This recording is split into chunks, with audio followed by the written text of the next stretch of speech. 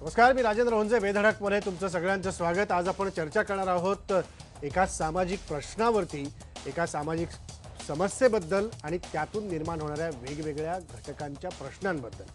कारण ज्या प्रकारे आपण बघतोय जात पंचायतीच्या माध्यमातून बऱ्याच ठिकाणी अन्याय होतो, अत्याचार होतो, लोकांना वाळीत टाकलं जातं, लोकांच्या कुटुंबांवरती बहिष्कार टाकला जातो.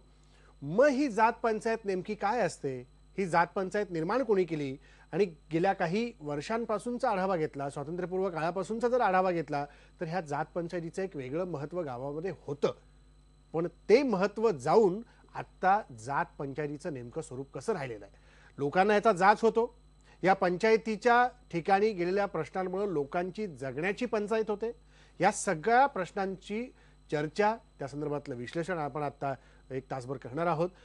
मुळात 3 प्रश्न याच्यात महत्त्वाचे जे वाटतात त्यानुसार आम्ही बेधडकपणे आज मांडण्याचा प्रयत्न करतोय. तो म्हणजे पंचांची ठेकेदारी चालू राहण्यासाठी, महत्त्वाचा मुद्दा आहे, पंचांची ठेकेदारी चालू राहण्यासाठी वाळीत टाकण्याचे प्रकार सध्या वाढताना दिसत आहेत का.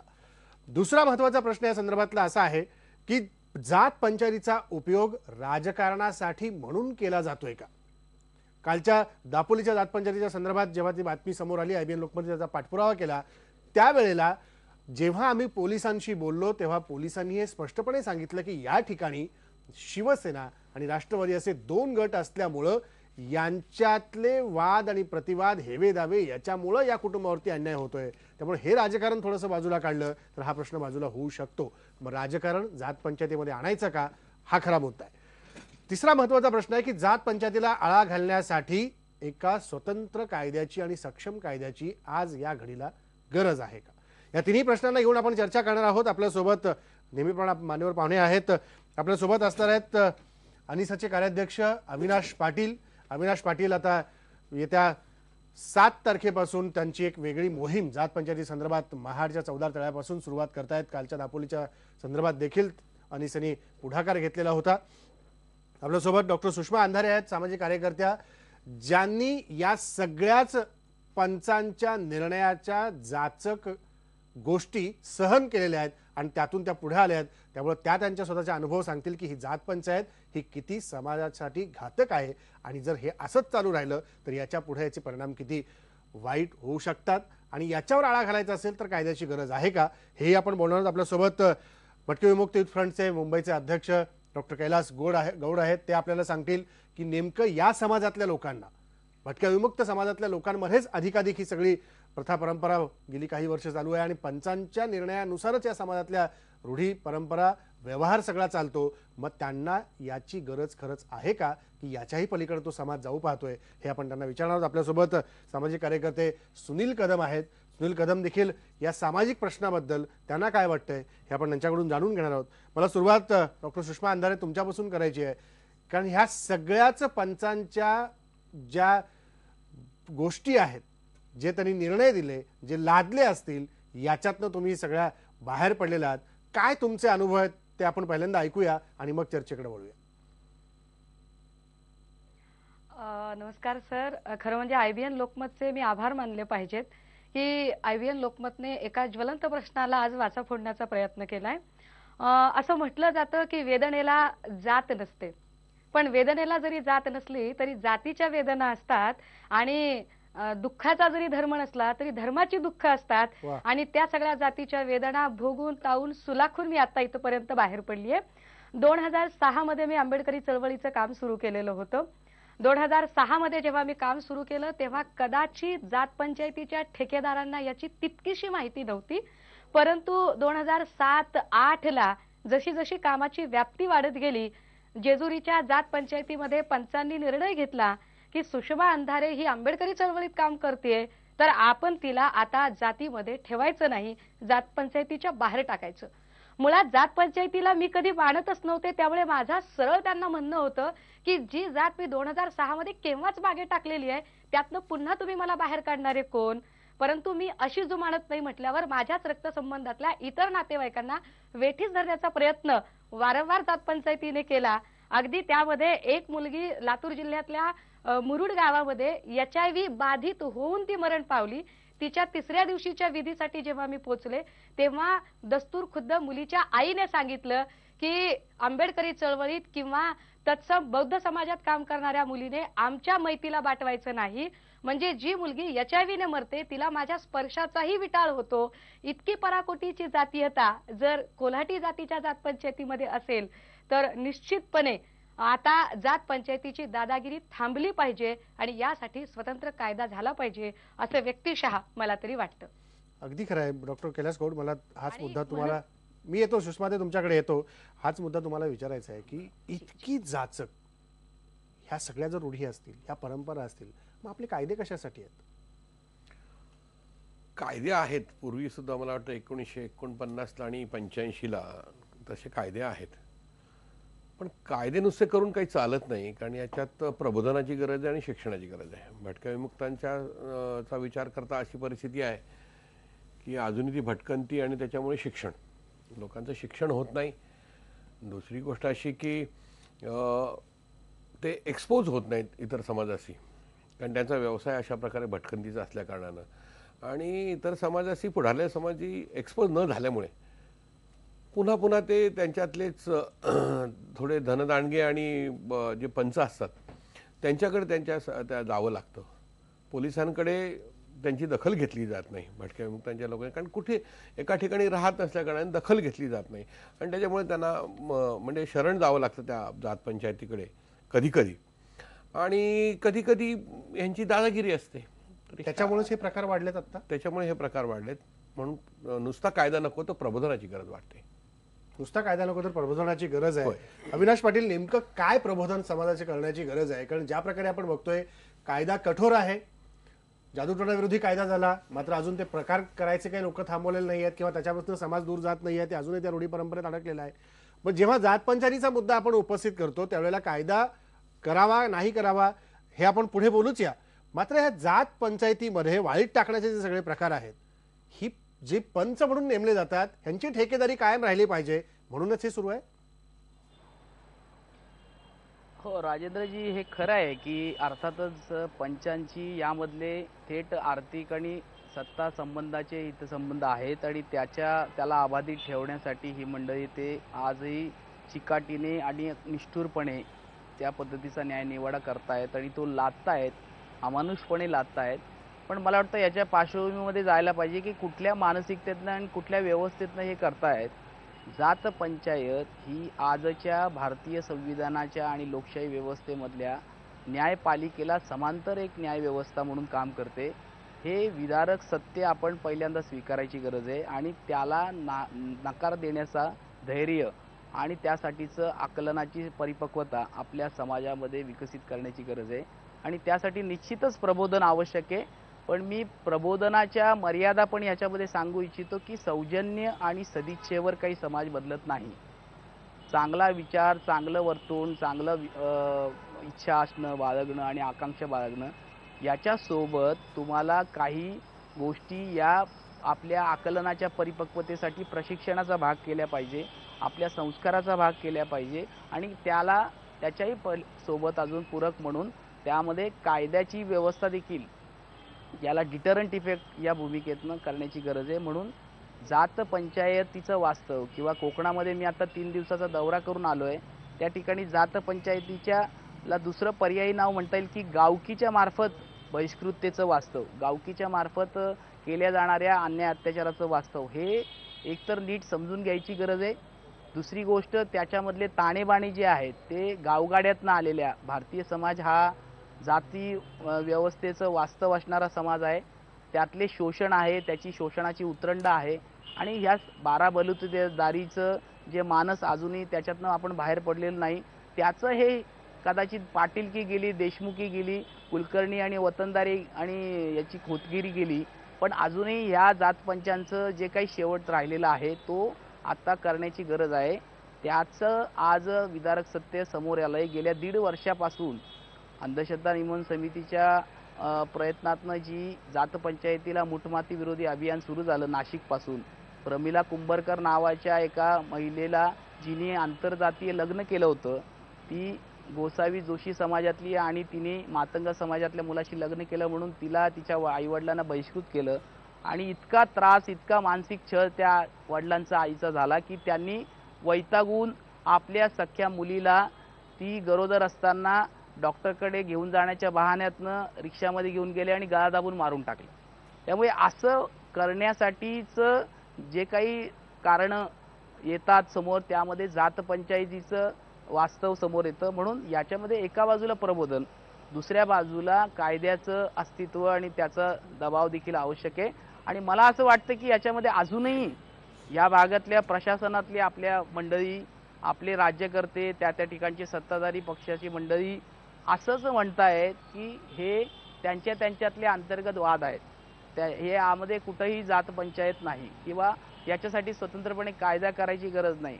मला वाटतं त्यांनी या महाराष्ट्रातलं गाव पातळीवरचं वास्तव, जमिनीचं वास्तव समजून घ्यायची गरज आहे की याच्यासाठी आज कायदाही हवा आहे आणि दुसऱ्या बाजूला जोरकस प्रबोधनही हवं आहे. जे करण्यासाठीचं आपल्या प्रशासनातल्या सत्तेतल्या पक्षीय मंडळींचं पण आकलन विकसित करण्याची गरज आहे आणि त्यासोबत स्वतंत्रपणे कायद्याची पण गरज आहे असं मला वाटतं. स्वतंत्रपणे कायद्याची गरज असं तुम्हाला वाटतं? आपण कायद्याच्या संदर्भात देखील वेगळी चर्चा करणार आहोत. सुनील कदम, हे सगळे मुद्दे आपण ऐकतोय की गावकीमुळं बहिष्कार टाकण्याचे प्रकार असतील जे कोकणामध्ये खास करून होतात, गावकी ज्याला म्हणतात, तिथनं ते सगळे प्रकार घडतात. दापोलीतला प्रकार साधारणतः त्याच्यातलाच एक होता.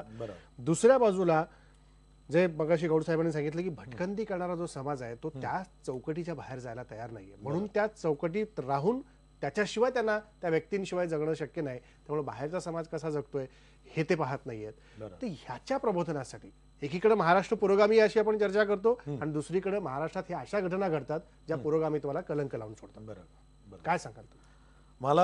मला खरं म्हणजे याच्यामध्ये आणखी ऍड करायचंय की हा जो आपण म्हणतो की ज्या भटक्या समाज आहे, भटका समाज वगैरे किंवा खालचा समाज आहे, खरं म्हणजे भारतामध्ये किंवा आपण स्पेसिफिक महाराष्ट्रामध्ये बघूया, प्रत्येक समाजामध्ये तो वरच्या समाजापासून खालच्या समाजापर्यंत हा प्रकार चालतो. फक्त तो कमी अधिक प्रमाणामध्ये, म्हणजे काही ठिकाणी तो छुप्या पद्धतीने चालतो, काही ठिकाणी उघडपणे चालतो, काही ठिकाणी डायरेक्ट अत्याचार आहे, काही ठिकाणी इनडायरेक्ट अत्याचार आहे.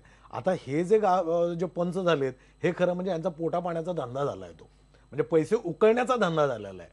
हे ठेकेदारी आहे, हा एक वेगळा भाग. परंतु सुषमाताई जे आता मगाशी म्हणाल्या ना, जो सुप्तपणे गुप्त म्हणजे जो छुपेपणाने चालतो तो प्रकार मी तुम्हाला सांगतो की मी आदिवासी भागामध्ये खेड्यापाड्यात मी फिरतो आणि त्या ठिकाणी फिरत असताना एक प्रचंड मोठ्या प्रमाणामध्ये या देशाचं नुकसान या जात पंचायतमुळे होतं. काय होतं ह्याचं खरं म्हणजे भक्ष म्हणजे विक्टीम कोण आहेत तर महिला आहेत, जास्त प्रमाणामध्ये महिला आहेत. पुरुषही आहेत पण महिला जास्त प्रमाणात.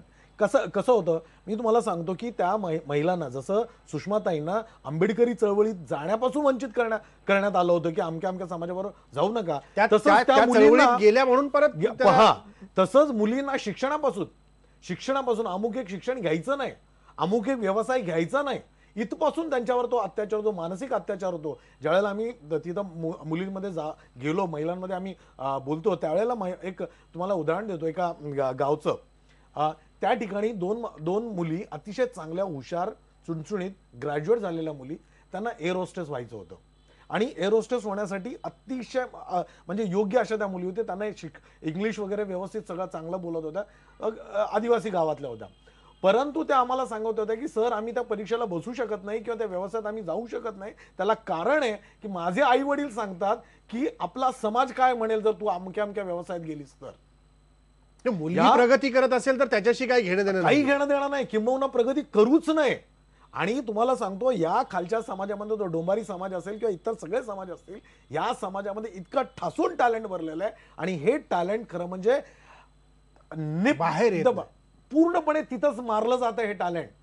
उदाहरण तुम्हाला सांगतो, आपण ऑलिम्पिक्समध्ये चांगले नाही, ऑलिम्पिक्समध्ये मेडल वगैरे घेत नाही, परंतु हा जो खालचा समाज आहे या समाजाला जर व्यवस्थित त्यांना ट्रेनिंग दिलं तर निश्चितपणे ऑलिम्पिक्स काय कुठल्याही खेळात अनेक प्रकारचे जसं डोंबारी एक समाज आहे, डोंबारी समाज मधला जर महिलांचा जर तुम्ही त्यांच्या जर एक ज्या टेक्निकल सुषमाताईंचं म्हणणं बरोबर आहे की त्याला असं तुम्ही उल्लेख करता का मला खालचा समाज वरचा समाज, सो कॉल्ड, मला सो कॉल्ड म्हणायचं नाही, so called, I am sorry, जो सो कॉल्ड समाज म्हटला जातो, खालचा समाज जो सो कॉल्ड, आणि ज्याला वंचित खरं म्हणजे मार्जिनलाइज, जो मार्जिनलाइज समाज जो इथं झालेला आहे त्या समाजामध्ये टॅलेंट करा. मी फिरतो त्याच्यामध्ये, मी आदिवासी पाड्यामध्ये जातो, त्या लोकांमध्ये बघतो, पाहिलंय त्यांचा they really want to express themselves. मला हाच मुद्दा सुषमाताई तुम्हाला विचारायचा जो महत्वाचा उपस्थित केलाय सुनील कदमानी, की या समाजामध्ये उत्तम बुद्धिमत्ता आहे, पुढे जाण्याची उमेद आहे. मला फक्त जिद्द सॉरी आहे. म्हणायचं सुषमाताईंना, ते बोलण्याच्या ओघात मी तसं म्हणालो, मला सो कॉल्ड म्हणायचं होतं सुषमाताई. म्हणजे जिद्द आहे, उमेद आहे, बुद्धिमत्ता आहे, पुढे जाण्याची हातोटी प्रत्येकांमध्ये आहे. मग हेच टॅलेंट, हीच हुशारी समाजामध्ये दाबली जाते का? निश्चितपणे. कारण मनू नावाचा इंजिनियर जो कोणी होता तो फार भारी माणूस असावा की इथल्या एकूण भारतीय समाज व्यवस्थेमध्ये ज्या प्रत्येक जाती आहेत, कुठलीही जात ही त्याच्यापेक्षा वरच्या जातीबद्दल आकर्षण मनात बाळगून असते. अगदी त्याच वेळेला त्याच्यापेक्षा कनिष्ठ स्तरावरच्या जातीबद्दल ती आकस बाळगू नये. ऍट द सेम टाइम स्वतःच्या जातीची वंशशुद्धता सुद्धा त्याला जोपासावीशी वाटते. आणि याच कारणामुळे भटक्या विमुक्तातल्या ज्या तमाम जाती आहेत, ज्या जातींमध्ये एक प्रचंड नव्या पिढीमध्ये new generation has a lot of potential, पण एवढं सगळं पोटेन्शियल असतानाही त्यांना ते पोटेन्शियल दाखवता येत नाही, just because of their Orthodox nature and traditions and customs. कारण प्रॉब्लेम हा आहे, सपोज मी असेल, मला वाटतं विद्यापीठातनं पदवीधर होणारी पहिली मुलगी होते, परंतु किशोर काळेने पहिल्यांदा कोल्हाट्याचं पोर पुस्तक लिहिलं होतं, तरी सुद्धा इथल्या व्यवस्थेने सांगून ठेवलेलं की कोल्हाट्याची पोरगी आहे ना, मग ती बोर्डावर उभी राहिली पाहिजे. पण जर सुषमा अंधारे बोर्डावर जाण्याला नकार देते आणि माझ्या जगण्याचा मार्ग मी माझा वेगळा ठरवून घेते की मला आंबेडकरी चळवळीतनं जायचंय, मी तुमच्या सगळ्या त्या तमाम परंपरा नाकारते, त्यावेळेला त्यांना ही भीती असते की ही एकटी गेली हे दुःख नाहीये त्यांना, म्हातारी मेल्याचं दुःख नाही, पण काळ सोसावतो. कारण सुषमा अंधारेने जर ते सगळं नाकारलं तर कदाचित तिच्यामुळे एक बंडाची ठिणगी पेटेल आणि कदाचित भविष्यातनं येणाऱ्या प्रत्येक पोरी ह्या गोष्टी नाकारतील. मग आमच्या एकूण अर्थव्यवस्थेवरच गदा येते. म्हणजे आमची अर्थव्यवस्था डिस्टर्ब होऊ नये फक्त यासाठी. कारण मी आपल्याला हे सांगितलं पाहिजे की नगर जिल्ह्यामधल्या जामखेड गावामध्ये एक सो कॉल्ड माणूस कोल्हाटी जातीतलाच, की जो माणूस बाहेर मात्र आपण ह्युमन राईट्सचे अध्यक्ष वगैरे आहोत, आपण वकील आहोत, डॉक्टर आहोत अशा गप्पा मारतो, ऍट द सेम टाइम त्याच्या बहिणी किंवा बहिणींच्या मुली यांच्याच जीवावर त्याची अर्थव्यवस्था चालत असते आणि तोही जात पंचायतीचा ठेकेदार म्हणवला जातो. आणि ठेकेदारी करत तो सांगत असतो की सुषमा नाही ती आंबेडकरी चळवळीत काम करते ना, तर तिच्या कुटुंबाला आपण बोलावता कामा नये. पण तोच माणूस जाणीवपूर्वक जेव्हा आम्ही कधी इतर समूहांमध्ये भेटतो त्यावेळेला पिंच केल्यासारखा जय भीम घालत असतो.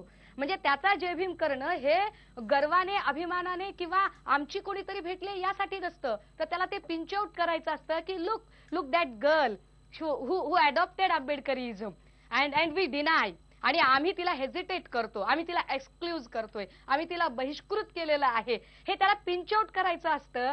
आणि निव्वळ यासाठी त्याचा खेळ चाललेला असतो. अगदी याच वेळेला अजून एक गोष्ट मला आपल्याला सांगितली पाहिजे की जात पंचायतीच्या यांच्या ज्या अर्थव्यवस्था आहे त्या अर्थव्यवस्था तर डिस्टर्ब होतातच, अगदी त्याच वेळेला जरी वरवर ही मात्रसत्ताक कुटुंब व्यवस्था दिसत असली तरी इथले निर्णय घेणारे हे सगळे पुरुष आहेत.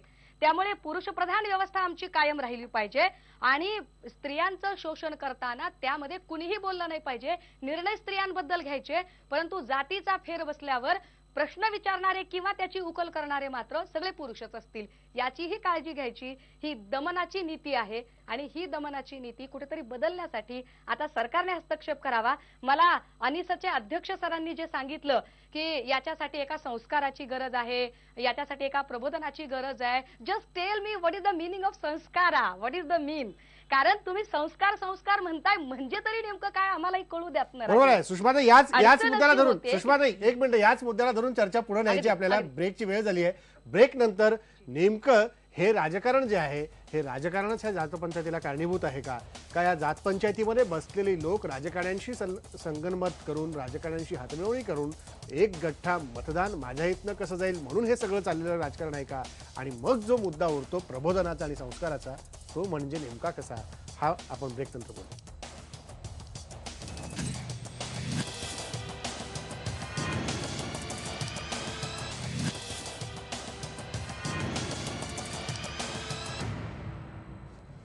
ब्रेकनंतर पुन्हा एकदा स्वागत. ज्या प्रतिक्रिया तुम्ही फेसबुकवरती हॅशटॅग बेधडक असं हा टॅग वापरून तुम्ही पाठवलेले आहेत त्या प्रेक्षकांच्या काही प्रातिनिधिक प्रतिक्रिया मी या सेगमेंटला वाचून दाखवतो आणि परत चर्चेकडे जाणार आहे. अमोल शेलार असं लिहित आहेत की जात पंचायत ही बंद करा, जात पंचायती अधिकृत करू नका आणि जात पंचायतीचे निर्णय हे अनधिकृत असतील असा कायदा आणा. पण ते अधिकृत आपण कशाला मानायचे हा खरा मुद्दा आहे. दुसरे देवेंद्र दरोळे आहेत, ते म्हणतात की कायदे तर खूप आहेत पण अंमलबजावणीचं काय. देवेंद्र, अत्यंत महत्त्वाचा मुद्दा आहे, याचीच गरज आज प्रत्येक ठिकाणी प्रशासनामध्ये आहे. विनायक खरात आहेत, ते म्हणतात की जात पंचायतीसारखी जुलमी व्यवस्था म्हणजे महाराष्ट्राच्या पुरोगामीपणाला जडलेला एक प्रकारचा रोग आहे.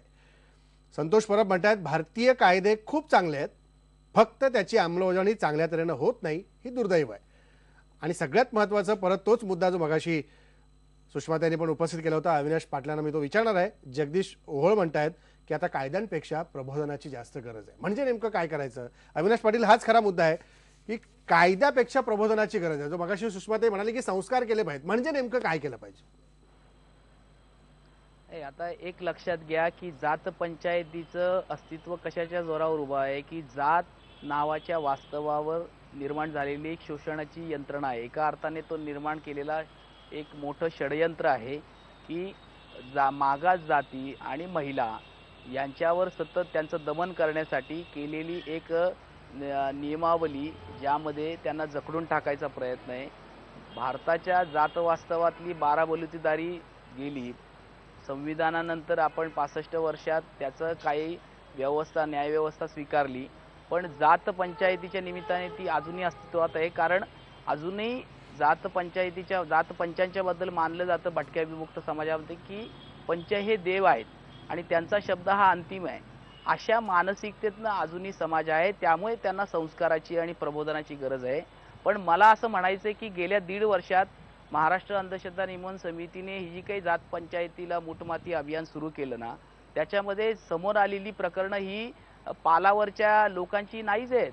ही प्रकरणं मुख्यतः शहरी मध्यमवर्गीय नोकरदार समाजातली आहेत की ज्यामध्ये कोणी तहसीलदार आहे, कोणी पत्रकार आहे, कोणी उच्चपदस्थ अधिकारी आहे, कोणी अगदी राजकीय पक्षाचा प्रमुख पदाधिकारी आहे. अशा लोकांना जात पंचांनी बहिष्कृत केलं आणि त्यामध्ये सर्व जातींमध्ये हे कमी जास्त प्रमाणात आहे. त्याचा प्रभाव किंवा त्याच्या शिक्षेचा पद्धती कदाचित कमी जास्त असतील, पण ते प्रत्यक्षपणे किंवा अप्रत्यक्षपणे ही यंत्रणा काम करताना आपल्याला दिसते. म्हणून आमच्या पुढे आलेल्या गोष्टी म्हणजे भटक्या विमुक्त समाजाचं तर त्यांच्यापर्यंत न्याय काय, समता काय, कल्याणकारी राज्याच्या योजना काय आणि सन्मानाने मानवी जगणं काय हे तर पोचलेलंच नाही. याबद्दल तर आपल्या भारतीयांना आणि आपल्या राज्यकर्त्यांना आणि प्रशासनकर्त्यांना तर शर्मेने मान खाली घालावी लागेल अशी स्थिती आहे. त्यामुळे त्यांना न्याय मिळणं, त्यांच्यापर्यंत न्याय पोचणं याच्यासाठी विशेष वेगळे प्रयत्न करायला पाहिजे, त्याची तरतूद असली पाहिजे. बरोबर आहे. पण तुम्ही आता जी मंडळी याच्यासाठीच अविनाश पाटील तुम्ही आता मोहीम सुरू करताय, यासाठी सगळं करताय. संविधान दिन काय फार लांब नाहीये, येत्या सोमवारीच प्रजासत्ताक दिन आपण साजरा करतोय. संविधान दिन म्हणून देखील त्याला ओळखलं जातं. या निमित्ताने तरी किमान कायदा सगळ्यांपर्यंत पोहोचेल अशी आशा करून आपण प्रत्येकाने संकल्प सोडला पाहिजे की कायद्याचं महत्त्व प्रत्येक घटकापर्यंत, या देशातल्या नागरिकापर्यंत गेलं पाहिजे.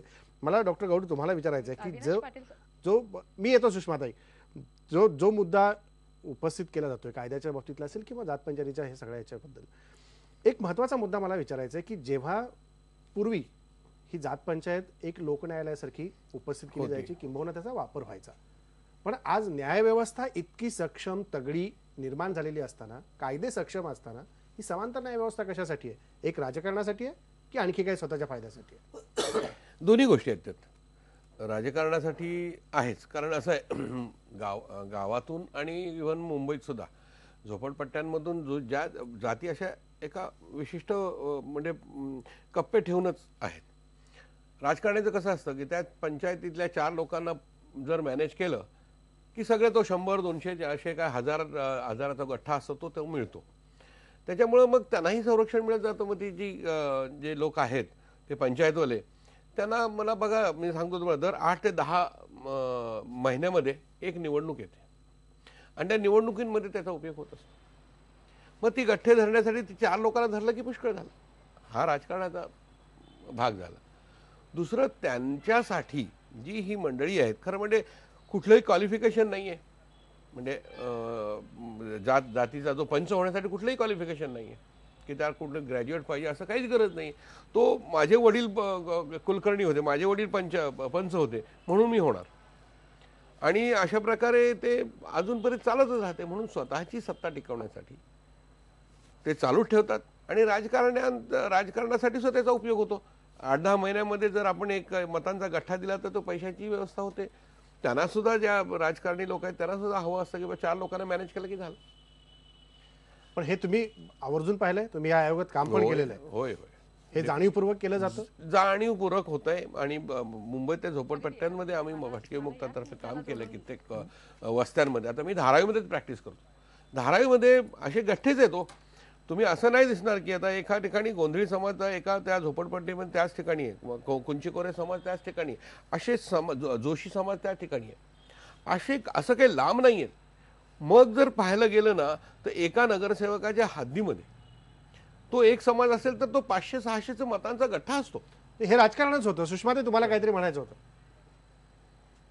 येस, याचा उपयोग राजकारणासाठी केलाच जातो. कैलाश गौड सरांनी जे म्हटलं त्याच मताशी थोडंसं जोडून पुढे मत जरा पुरवणी मत मांडते.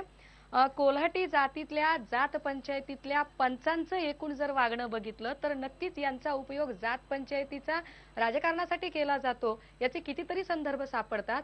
उदाहरणादाखल जेव्हा माननीय शरद पवारांनी इथे संगीत बारीच्या संबंधाने गोपीनाथ मुंडेंचं एक प्रकरण उकरून काढलेलं होतं आणि त्या काळात मला चांगलं आठवतं की एक वात्रटिका प्रसिद्ध झाली होती की दिवंगत मुंडे साहेबांकडे गृह खातं होतं आणि गृह खाते असताना ती वात्रटिका अशी आलेली होती चौफेल्यावरती की गेले गांधी गेली अहिंसा गेला त्यांचा चरखा, गृहमंत्र्यांच्या गादीवरती नृत्य करते बरखा. म्हणजे बरखा पाटील सारखी बाई तुमच्या सोबत आहे त्यामुळे तुमचं गृह खात्याकडे लक्ष नाही, अशी टीका पवार साहेब आणि त्यांच्या समर्थकांकडून झाली. At the same time Balasaheb Thackeray, आज खरं तर बाळासाहेब ठाकरेंचा स्मृती दिवस आहे, बाळासाहेब ठाकरेंनी मार्मिक मधनं एक उत्तर त्याला लिहिलं होतं की मुंडे साहब प्यार किया तो डरना क्या. हा सगळा यांचा खेळ झाला परंतु गरिबांचा जीव गेला. कारण या सगळ्या प्रकरणामध्ये ना मुंडे साहेबांचं काही नुकसान झालं ना पवार साहेबांचं काही नुकसान झालं, परंतु बरखा पाटीलची संगीत बारी मात्र बंद झाली. ह्या संगीत बाऱ्या नक्की बंद व्हाव्यात, बंद होण्याला हरकत नाही, परंतु बंद झाल्यानंतर what about the rehabilitation of that people, त्या लोकांच्या पुनर्वसनाचं काय याच्याबद्दल मात्र राज्यकर्त्यांनी अजिबात विचार केला नाही. अगदी त्याच वेळेला आर्यभूषण थिएटरमध्ये पुण्याच्या तो मुद्दा वेगळा आहे. सुषमाताई, तो मुद्दा पूर्णपणे वेगळा आहे. ऐका का? तोच आहे सर. मुद्दा पूर्णपणे वेगळा आहे. तुम्ही जो मांडताय त्या कलावंतनीचा प्रश्न वेगळा आहे. आपण जात पंचायती संदर्भात बोलतोय. जात पंचायती संदर्भात बोलतोय. एक सेकंड सर, या सगळ्यांचा आधार घेत त्यावेळेला अरुण मुसळे आणि बारामतीच्या काळेंनी असं सांगितलं की आम्ही जात पंचायतीचे ठेकेदार आहोत, आम्ही पवार साहेबांना समर्थन देतोय आणि पवार साहेबांच्या समर्थनापोटी आम्ही हे सगळं करतोय. याच लोकांनी पुन्हा जेव्हा संगीत बारीवरती अंबाजोगाईत अटॅक झाला आणि हेच प्रकरण नगरच्या कोल्हाटी जातीच्या मेळाव्यात मी सांगत होते की राष्ट्रवादीच्या कार्यकर्त्यांनी आमच्या बायकांवरती बिअरच्या बॉटल ठोकून मारहाण केली, कुठे गेली होती ही सगळी माणसं. त्यावेळेला बारामतीची काळे नावाची कंपनी पुढे आली आणि ते म्हणाले की काय बोलायचंय ते बोला पण राष्ट्रवादीला बोलायचं नाही, म्हणजे आमच्या आया बहिणींचा जीव गेला तरी चालेल पण राष्ट्रवादीला तुम्ही बोलायचं नाही. आणि त्याच ऋतुराज काळेने संपूर्ण जात पंचायत हातात घेण्याचा प्रयत्न केला आणि ती जात पंचायत हातात घेण्याचा प्रयत्न IBN लोकमतनेच त्याच्यावरती कव्हर स्टोरी केली होती. राजकीय दबाव तंत्रासारखा, दबाव गटासारखा वापर आजकाल जात पंचायतींचा केला जातो. बरोबर. आणि मोठ्या खेदाने म्हणावं लागतं की जात पंचायतीतले पंच हे जास्तीत जास्त लोक राष्ट्रवादी काँग्रेसशी निगडीत आहेत, हा दावा आहे माझा. तुम्ही थेट आरोप करताय. आता हा आरोप आपल्याला त्यांच्याकडनंच खरा खुलासा घेऊन सिद्ध करावा लागेल. एक मी थेट आरोप करते आणि तो पुराव्या सकट आरोप करते. ब्रेकची वेळ झाली, माझी ब्रेक घेणार आहे. ब्रेक नंतर मी सुनील कदम तुमच्याकडे येणार आहे आणि या सगळ्या पुढे जाऊन कायदा करण्यासाठी, सक्षम कायदा होण्यासाठी काय पावलं उचलली गेली पाहिजेत त्याविषयी बोलू.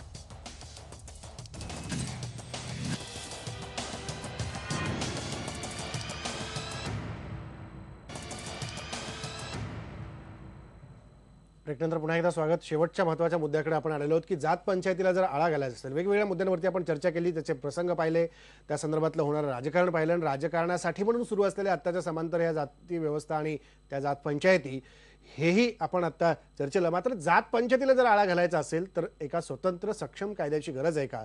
मला सुनील कदम हाच मुद्दा विचारायचा आहे की जादूटोण्यासंदर्भातला देखील लढा डॉक्टर दाभोळकरांनी दिला होता, त्याचा कायदा नंतर झाला, पण तो सक्षमपणे अंमलबजावणीत येत नाही. त्यामुळे आता जात पंचायतीला जर आळा घालायचा असेल तर इथं काय केलं पाहिजे? प्रबोधन समाजाचं केलं पाहिजे की एक सक्षम कायदा आणून त्यांना कायद्याची काय नेमकी गरज आहे हे समजून सांगितलं पाहिजे? खरं म्हणजे जात पंचायती तसं पॅरलल कोर्ट्स आहेत, पॅरलल कोर्ट सारखाच त्याचा वापर होतो. याला कुठेही आपल्या कायद्यामध्ये जागा नाहीये. ते कायद्याच्या विरोधातच आहे, आपल्या घटनेच्या विरोधात आहे, पूर्णपणे ते विरोधात आहे. त्यामुळे त्याच्यासाठी वेगळा कायदा, सक्षम कायदा लागेलच असा नाही. पण जर अनिष्टच्या लोकांचं म्हणणं असेल जर चांगला त्याच्यासाठी सक्षम कायदा की त्यांनी जो कायदा आणला तो त्या कायद्यानुसार जर होत असेल तर आय वुड वेलकम इट. पहिली गोष्ट ही. दुसरी गोष्ट, आपल्याकडं कोणताही चांगला कायदा आणा, आपल्याकडे खूप चांगले कायदे आहेत, पण अंमलबजावणी ती अंमलबजावणी का नाही होत? तुम्ही त्याच्या जेव्हा कोणालाही म्हणजे जो कोणी चुकीचं म्हणजे हे करतो त्याला जेव्हा चॅलेंज करता कोर्टामध्ये, आपले निकाल कधी लागतात? 4 वर्ष, 5 वर्ष, 10 वर्ष, 15 वर्ष. म्हणजे काय की आपली ज्युडिशरी जी आहे ती कुठंतरी निकोप नाही. सगळ्यात जो गुंता आहे तो ज्युडिशरीमध्ये आहे. ती सक्षम करणं म्हणजे काय की कोणत्याही केसचा निकाल हा 1.5 ते 2 वर्षामध्येच लागला पाहिजे. याच्यामुळे निश्चितपणे कोणत्याही गोष्टीवर आळा बसेलच. बरोबर आहे. किंवा म्हणजे तो त्या कायदा आणला तरी तो सक्षमपणे अंमलात आणला पाहिजे.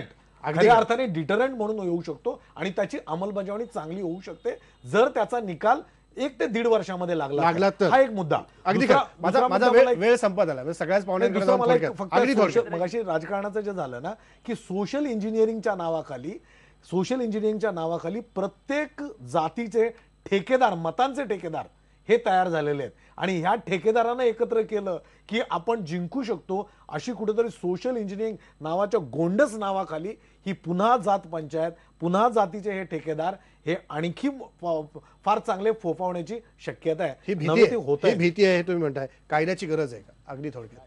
कायद्याची गरज आहे. कायदा मी येतो, अविनाश पाटील येतो. कायदा आहे. आता तुम्हाला सांगतो खरं म्हणजे सुनीलजींनी सांगितलं की ज्युडिशरी, पण पोलीस स्टेशनवर ज्यावेळेस आपण जातो किंवा जो जातो ती तक्रार घेतली जाते का? ती पहिल्यांदा घेतलीच जात नाही. ते म्हणतात हे तुमचं सामाजिक काम आहे किंवा हे सिव्हिल मॅटर आहे, त्यामुळे तक्रार नोंदवली जात नाही.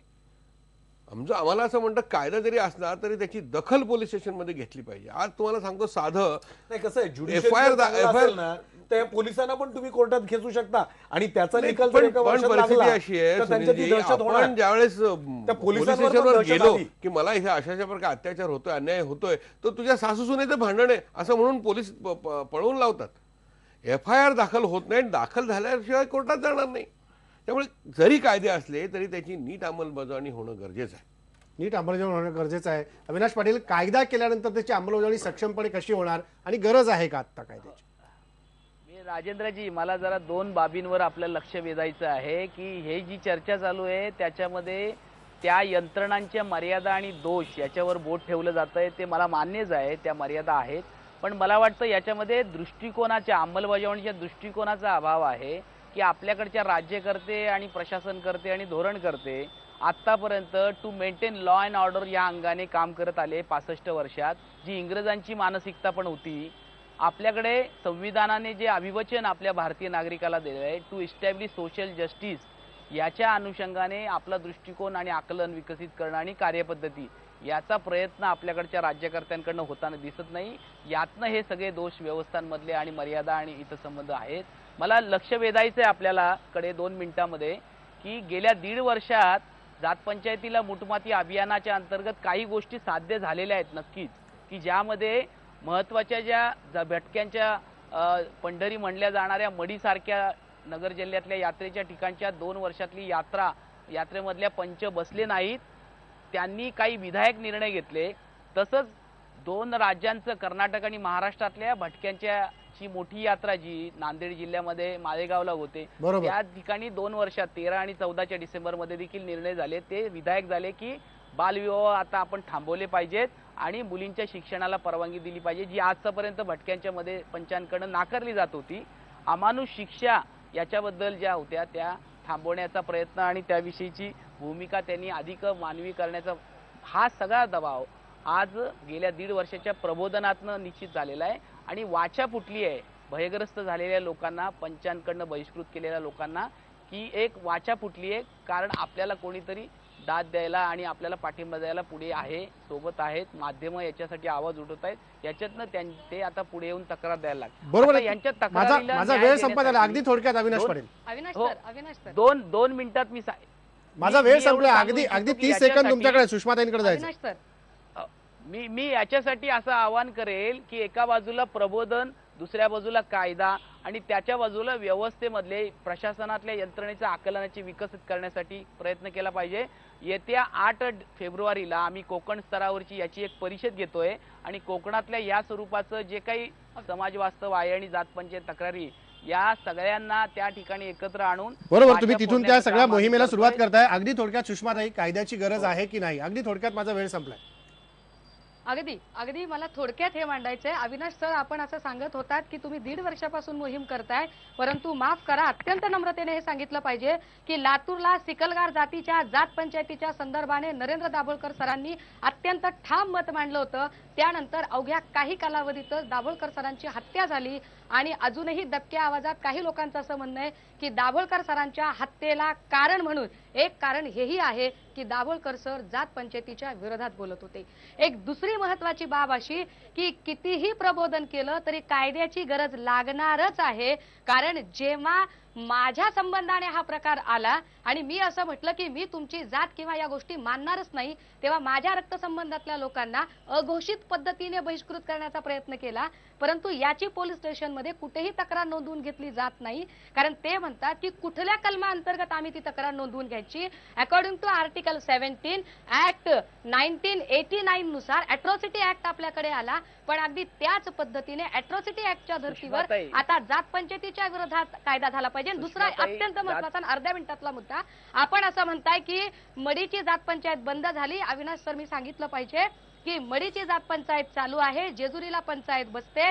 कायद्यात ही तरतूद करा की मडी आणि जेजुरीच्या जात पंचायती बंद झाल्या पाहिजे आणि भटक्यांच्या सगळ्या लग्न कार्यात लग्नाच्या आधी हळदीच्या दिवशी प्रत्येक ठिकाणी जात पंचायतीचे फेर बसतात, ते जात पंचायतीचे फेर बंद झाले पाहिजेत. बरोबर. कायद्यात या दोन्ही गोष्टींची तरतूद असली तरतूद पाहिजे असते. म्हणूनच आणि या याच्यासाठी संबंधाने कायद्याची गरज आहे. याच्यासाठीच कायद्याची गरज आहे. तक्रार अगदी अगदी नोंदवण्याचा अगदी अधिकार 10 दिला सेकंद. पाहिजे. अॅट्रॉसिटी पुरेसं नाही. सारखा अत्यंत चांगला कायदा असून सुद्धा ज्युडिशरी आणि पोलीस यंत्रणा चांगली नसल्यामुळे त्याचा काही उपयोग नाही. कन्व्हिक्शन रेट हार्डली 3 ते 4% आहे.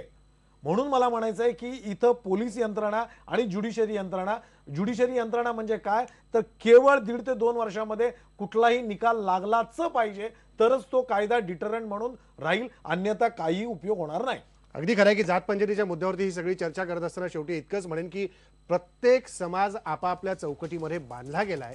या चौकटीतनं जोपर्यंत बाहेर आपण येणार नाही तोपर्यंत जग काय हे आपल्याला समजणार नाही. त्यामुळे त्या चौकटीत राहायचं की त्या चौकटीचं कवाडं उघडून बाहेर येऊन मोकळ्या वातावरणात जगाच्या नव्या सफरीवरती जायचं, हा निर्णय घेण्याची हीच वेळ आहे. 21सावं शतक यासाठीच तुम्हाला आवाज देत आहे. त्यामुळे ह्या चौकटी मोडा, बाहेर या आणि समाजामध्ये मिसळण्याचा प्रयत्न करा. इथंच थांबू. फक्त